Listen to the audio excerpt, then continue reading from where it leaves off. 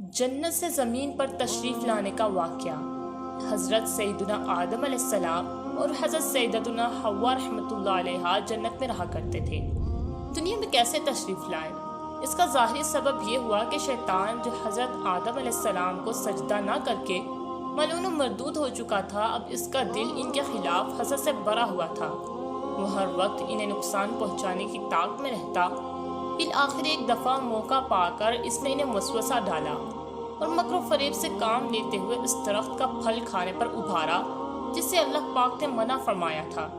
قرآن کریم میں ہے، ترجمہ کنز ایمان، بولا، اے آدم، کیا میں تمہیں بتا دوں ہمیشہ جینے زندہ رہنے کا پیڑ اور وہ بادشاہی کے پرانی نہ پڑے؟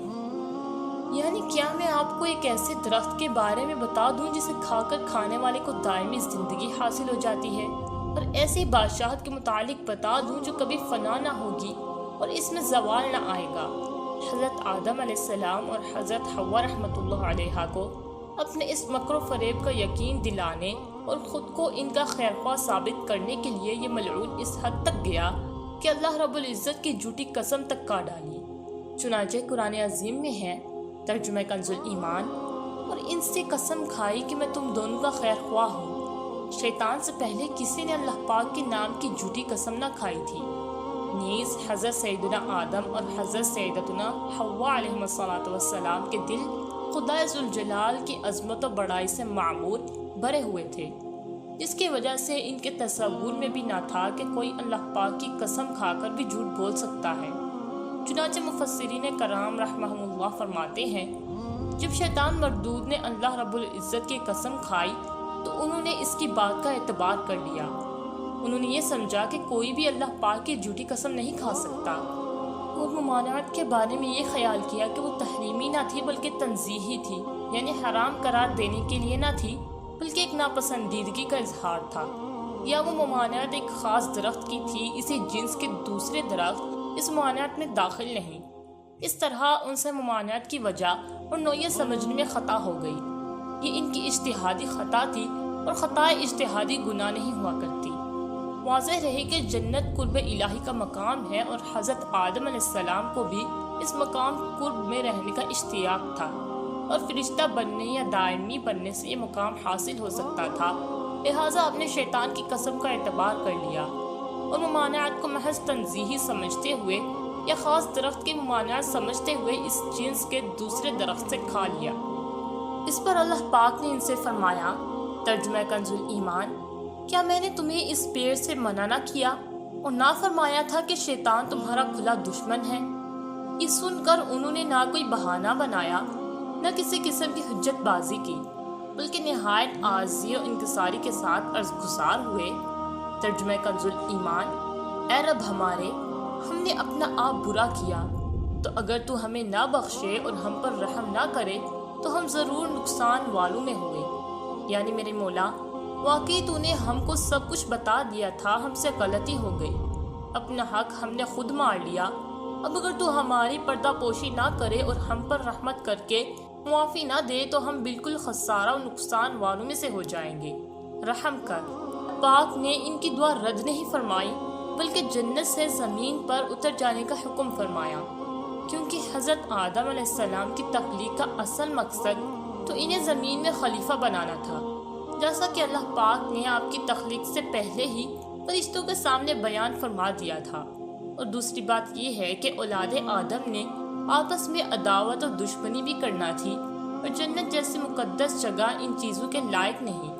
لہٰذا مقصد تخلیق آدم کی تکمیل کے لیے اور اس کے ماں بعد رونما ہونے والے واقعات کے لیے حضرت آدم علیہ السلام کو زمین پر اتارا گیا۔ انبیاء کرام علیہ السلام معصوم ہیں۔ یاد رہے کہ انبیاء کرام علیہ السلام معصوم ہوتے ہیں، یعنی ان سے گناہ صادر ہونا شرعاً محال ہوتا ہے۔ حضرت آدم علیہ السلام بھی نبی ہیں، لہٰذا جو آپ کو معاذ اللہ ظالم کہے اس نے آپ کی توہین کی، اور نبی کی توہین کفر ہوتی ہے۔ ہر نبی کا ادب و احترام کرنا لازمی ہے۔ جنتی ممنوعہ درخت سے کھانے کی وجہ سے معاذ اللہ آپ کو ہرگز گنہگار نہیں کہا جا سکتا، کیونکہ آپ علیہ السلام کا اللہ پاک کے حکم کی نافرمانی کرنے کا کوئی ارادہ نہ تھا، جیسا کہ قرآن مجید میں ہے، ترجمہ کنز الایمان۔ اور بے شک ہم نے آدم کو اس سے پہلے ایک تاکیدی حکم دیا تھا تو وہ بھول گیا اور ہم نے اس کا قصد نہ پایا۔ غزالِ زماں حضرت علامہ سید احمد سعید کاظمی رحمۃ اللہ علیہ اس آیت کے تحت فرماتے ہیں، ثابت ہوا کہ آدم علیہ السلام سے کسی قسم کا کوئی ظلم سرزد نہیں ہوا، نہ انہوں نے کوئی شرک کیا، نہ ان سے کوئی حق تلفی ہوئی، نہ ان سے کسی معصیت اور گناہ کا صدور ہوا۔ جیسے روزے دار کا روزے کی حالت میں بھول کر کھانا پینا گناہ نہیں، اسی طرح حضرت آدم علیہ السلام کا اس درخت سے بھول کر کھا لینا بھی گناہ نہیں۔ یقیناً وہ گناہوں سے پاک اور نبی ہونے کی وجہ سے معصوم ہیں۔ حضرت آدم علیہ السلام اور حضرت حوا رحمۃ اللہ علیہ نے اللہ پاک کی بارگاہ میں ربنا ظلمنا انفسنا کہا۔ اس کو دلیل بنا کر کسی کو یہ جائز نہیں کہ آپ علیہ السلام کی طرف ان کی یا ان جیسے اور الفاظ کی نسبت کرے، کیونکہ یہ بندے کا اور رب کا معاملہ ہے۔ حضرت آدم علیہ السلام اللہ پاک کے نبی ہیں اور نبی کی تعظیم و توقیر ہم پر لازم ہے۔ چنانچہ حضرت سیدنا شیخ عبدالحق محدث دہلوی رحمۃ اللہ علیہ اس کا بیان کرتے ہوئے فرماتے ہیں، اگر انبیاء کرام علیہ السلام کی جانب سے عاجزی و انکساری کی بات صادر ہو جس سے ان میں نقص اور عیب کا وہم پڑتا ہو تو ہمیں اس میں دخل دینے یا اسے زبان پر لانے کی ہرگز اجازت نہیں۔ اسی طرح مفتی امجد علی اعظمی رحمۃ اللہ علیہ بہار شریعت میں فرماتے ہیں، وہ اس کے یعنی انبیاء کرام علیہ السلام اللہ پاک کے پیارے بندے ہیں، اپنے رب کے لیے جس قدر چاہے تواضع یعنی عاجزی فرمائیں، دوسرا ان کلمات کو سند یعنی دلیل نہیں بنا سکتا۔ زمین پر کس جگہ اتارا گیا؟ زمین پر حضرت سیدنا آدم علیہ السلام کو سرندیپ سری لنکا میں نود نامی پہاڑ پر اور حضرت سیدتنا حوا رحمۃ اللہ علیہ کو جدہ میں اتارا گیا۔ کہا گیا ہے کہ حضرت سیدنا آدم علیہ السلام نے زمین پر آنے کے بعد 300 برس تک حیا سے آسمان کی طرف سر نہ اٹھایا۔ حضرت ابن عباس رضی اللہ عنہما فرماتے ہیں کہ جنتی نعمتوں کے فوت ہونے پر حضرت آدم علیہ السلام اور حضرت حوا رحمۃ اللہ علیہ 200 برس تک روتے رہے اور 40 روز تک انہوں نے کچھ نہ کھایا پیا۔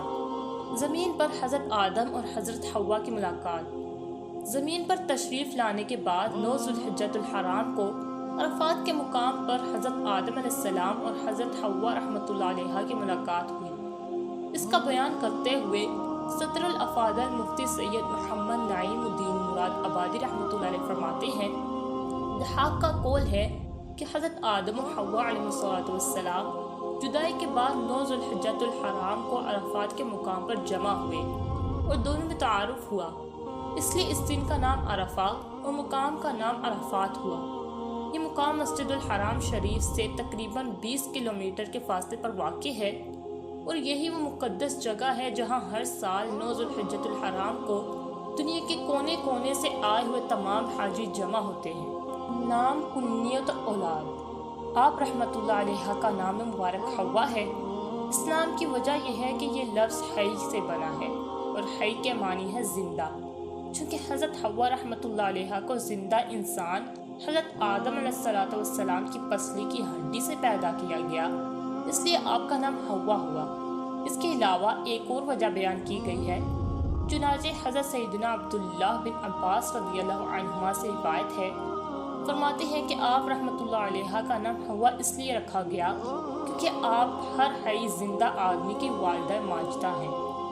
آپ رحمۃ اللہ علیہ کی کنیت ام البشر انسانوں کی ماں ہے کیونکہ آپ رحمۃ اللہ علیہ تمام انسانوں کی والدہ ہے۔ تذکرہ اولاد۔ حضرت سیدنا آدم علیہ السلام اور حضرت سیدتنا حوا رحمۃ اللہ علیہ کے زمین پر آمد کے 100 یا 120 سال بعد ان کے ہاں اولاد کا سلسلہ شروع ہوا اور ہر حمل میں جوڑا بچے پیدا ہوتے۔ اس طرح 20 مرتبہ کے حمل سے 40 بچے پیدا ہوئے، جبکہ حضرت سیدنا شیخ علیہ السلام تنہا پیدا ہوئے۔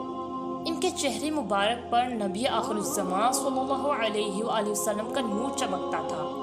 جب آپ کی پیدائش ہوئی تو فرشتے حضرت آدم علیہ السلام کو مبارکباد دینے کے لیے حاضر ہوئے۔ اولاد میں طریقہ نکاح۔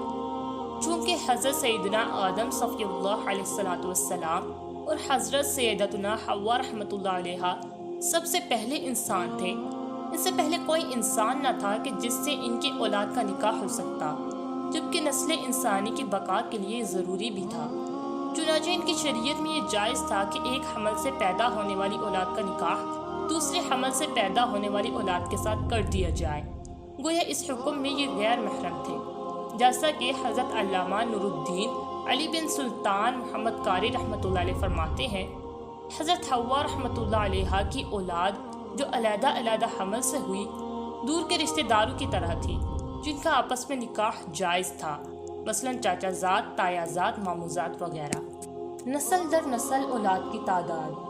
حضرت آدم علیہ السلام اور حضرت حوا رحمۃ اللہ علیہ کے دور حیات میں ہی ان کی اولاد نسل در نسل چلتی ہوئی 40,000 اور ایک قول کے مطابق 4 لاکھ تک پہنچ گئی تھی۔ سفر آخرت طویل ترین رفاقت کے بعد حضرت سیدنا آدم علیہ السلام نے دنیا سے ظاہری پردہ فرمایا۔ بوقت وفات آپ کی عمر مبارک 1000 برس تھی۔ فرشتوں نے آپ علیہ السلام کو غسل دیا، خوشبو لگائی، کفن پہنایا، آپ علیہ السلام کی نماز جنازہ پڑھی، قبر بنائی اور پھر تدفین بھی کی۔ بعد میں آپ علیہ السلام کی اولاد سے فرمایا، اے اولاد آدم، فوت شدگان کی تجہیز و تکفین کے سلسلے میں یہ تمہارا طریقہ ہے، اسی طرح کیا کرو۔ حضرت سیدنا آدم علیہ السلام کے وصال ظاہری کے کچھ عرصے بعد حضرت سیدتنا حوا رحمۃ اللہ علیہ بھی انتقال فرما گئی۔ مزار مبارک۔ ام البشر حضرت سیدتنا حوا رحمۃ اللہ علیہ کے مزار شریف کے بارے میں ایک قول یہ ہے کہ آپ رحمۃ اللہ علیہ کو حضرت سیدنا آدم علیہ السلام کے پاس جبل ابو قبیس کے کسی غار میں دفن کیا گیا۔ علامہ حافظ تقی الدین محمد بن احمد مکی رحمۃ اللہ علیہ فرماتے ہیں کہ اب کسی کو اس غار کا علم نہیں۔ اگر آپ کو ہماری ویڈیو پسند آئی ہو تو ویڈیو کو لائک کریں، شیئر کریں اور سبسکرائب کریں، اور ساتھ دیے گئے بیل آئیکن کو بھی دبا دیں تاکہ آپ کو ہماری ویڈیو کا نوٹیفیکیشن ملتا رہے۔